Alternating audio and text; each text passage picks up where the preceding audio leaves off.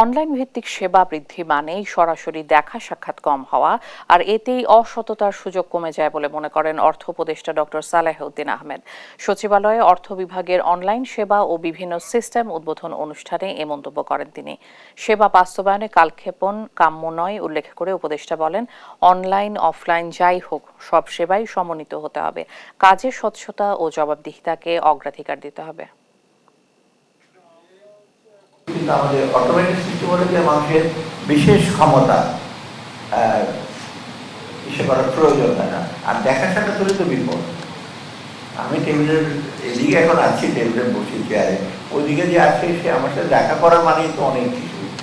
টেবিলের নিচে দিয়ে কি করবে আমি নিজেও কিছু জানি না, যে টেবিলের নিচে দিয়ে হলে তো অনেক কিছু হয়ে যায়। ট্যাগ যে দেওয়ার কথা সে দেয় না, বা যার অ্যাবিলিটি সে দেয় না। অর্থাৎ যত কম দেখাশোনা হবে, যত ট্রান্সপারেন্ট থাকবে, জবাবদিহিতা থাকবে, তত মানুষের জন্য করে। কেউ যেতে চায় কোনো